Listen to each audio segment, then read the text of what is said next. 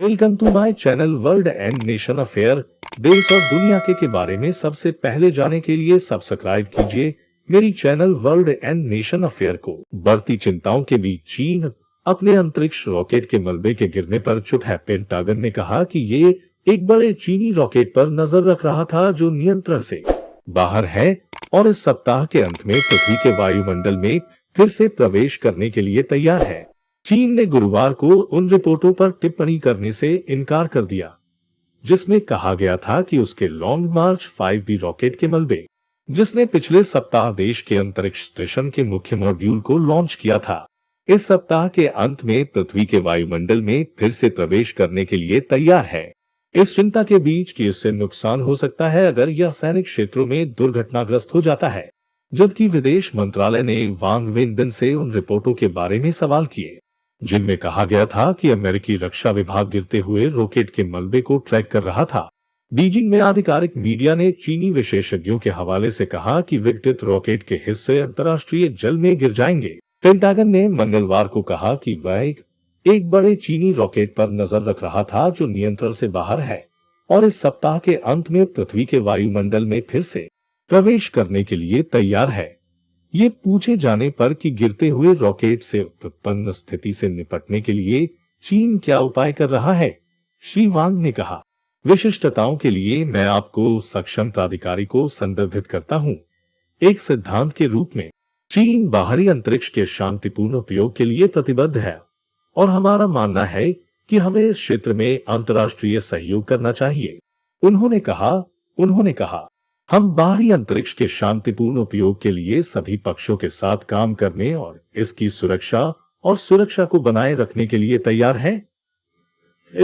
Rocket का इस्तेमाल चीन ने अपने स्पेस स्टेशन के हिस्से को लॉन्च करने के लिए किया था। हालांकि अधिकांश अंतरिक्ष मलबे की वस्तुएं वातावरण में जल सकती हैं। रॉकेट का आकार 22 टन ने चिंता व्यक्त की है कि बड़े हिस्से फिर से प्रवेश कर सकते हैं और अगर वे बसे हुए क्षेत्रों में नुकसान पहुंचा सकते हैं।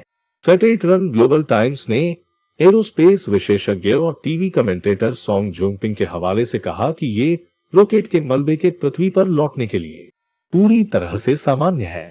एरोस्पेस नॉलेज पत्रिका के मुख्य संपादक वांग यान ने कहा कि रॉकेट के गिरने के चरण और रॉकेट प्रक्षेपण के दृष्टिकोण और इसके प्रक्षेपवक्र के बारे में चीन के अंतरिक्ष अधिकारियों द्वारा प्रारंभिक रूप से रॉकेट के मलबे के गिरने को ध्यान से माना गया।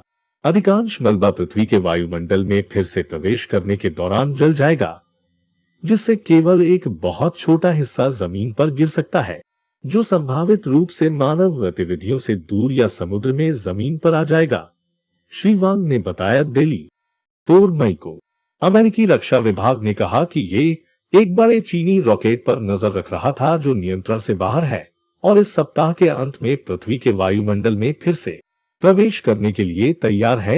CNN ने बताया चीनी लॉन्ग मार्च 5B रॉकेट के पृथ्वी के वायुमंडल में 8 मई के आसपास प्रवेश करने की उम्मीद है।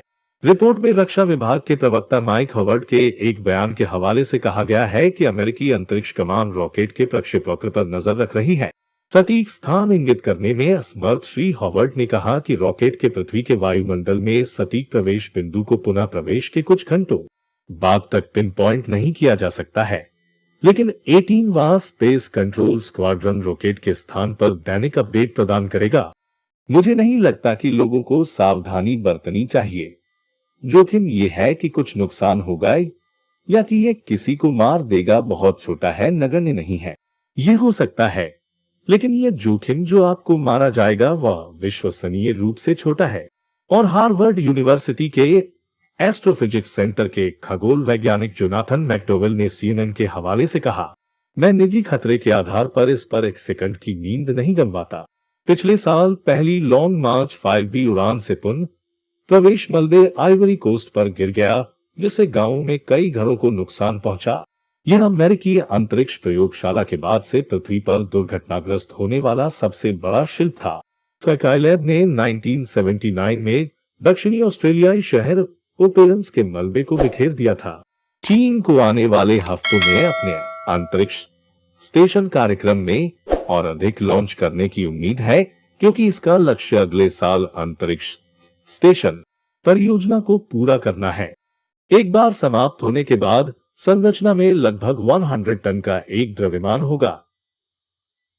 अंतर्राष्ट्रीय अंतरिक्ष स्टेशन ISS के आकार के लगभग एक चौथाई है, जो 15 साल पुराना है और आने वाले वर्षों में इसके विकसित होने की उम्मीद है।